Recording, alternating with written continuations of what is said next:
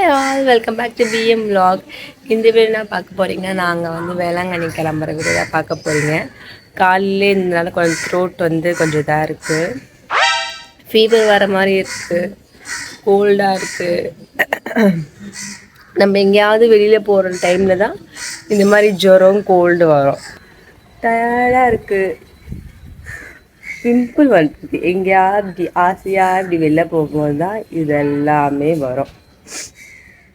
So இந்த வீடியோவில் என்னென்ன பண்ணுறான், எங்கெங்கே போகிறோம் தான் அந்த வீடியோவில் நான் பார்க்க போகிறீங்க. எனக்கு வந்து கொஞ்சம் ஹீட் ஆயிடுச்சு, அதனால் வந்து நேற்று இளநீர் மோர் தயிர் சாதம் செஞ்சு கொடுத்தாங்க. இன்னைக்கு வேணாம் வாங்கி வராத, கொஞ்சம் உடம்பு சரியாத மாதிரி இருக்கா, மட்டும் வாங்கி வந்துட்டாங்க. கடுப்பாக இருக்குது, சோம்பேறியாக இருக்குது.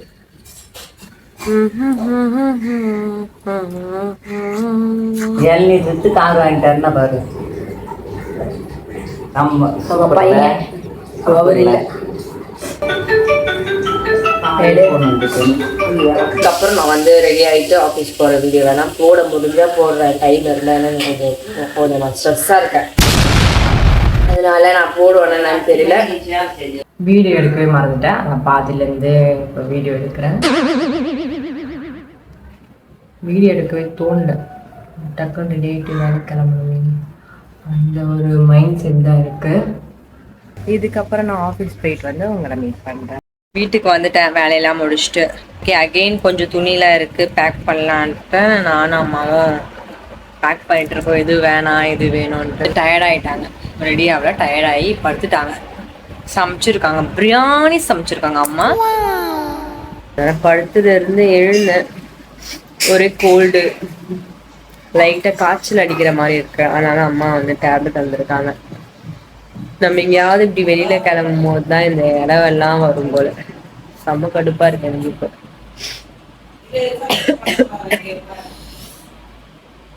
ஒன்றும் பண்ண முடியாது.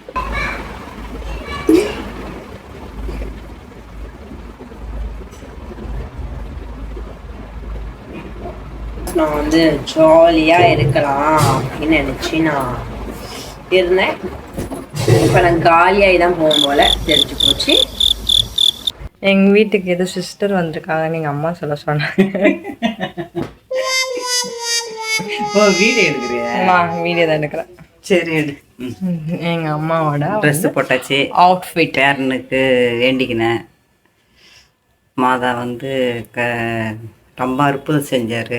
போன வருஷம் வந்து 5 மாதம் பாப்பா பையன் வேண்டிக்கினேன், பையன் பிறக்கணுன்ட்டு மாதா கிட்ட. பையன் பிறந்து அதேமாரி நானும் அந்த குழந்தையும் காய் தண்ணி போட்டுக்கிட்டோம். ஸோ அம்மாவோட அவுட்ஃபிட் இது தான், என்னோட அவுட்ஃபிட் இது தான். வேற சொல்ல நினைக்கிறியா? வேற இதில் நாங்கள் வந்து வேளாங்கண்ணியா சொல்லு சொல்லு. நாங்கள் வந்து வேளாங்கண்ணி போயிட்டு இருக்கோம். போயிட்டு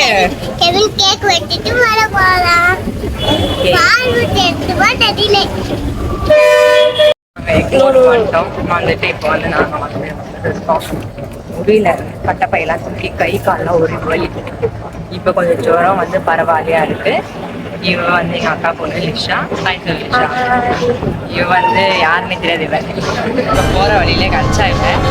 சரி கூட்டிட்டு வரான். யார் மணி இறங்கு இறங்கு. ட்ரெயின் வந்து 11 மணி, ஆனால் நாங்கள் வந்து 9 மணிக்கே வந்துட்டோம்.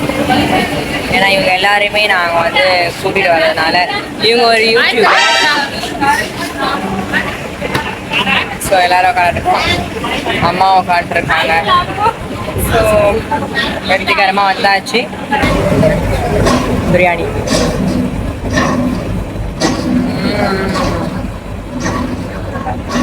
ஒரே காரணமாக இருக்கு, ஆனால் இருக்கு. என்ன சொல்லு. ரயில்வே ஸ்டேஷன் வாட்டர் பாட்டில் தான் வீட்டிலேருந்து எடுத்துன்னு வந்தோம், எல்லாம் தீர்ந்து போச்சு, குடிக்கிறோம்.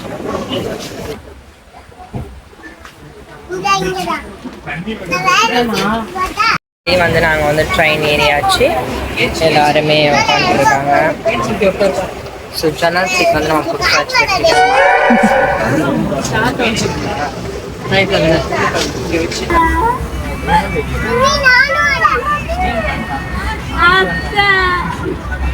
பார்த்துக்கலாம் ஃபேன் கொடுக்குறேங்க.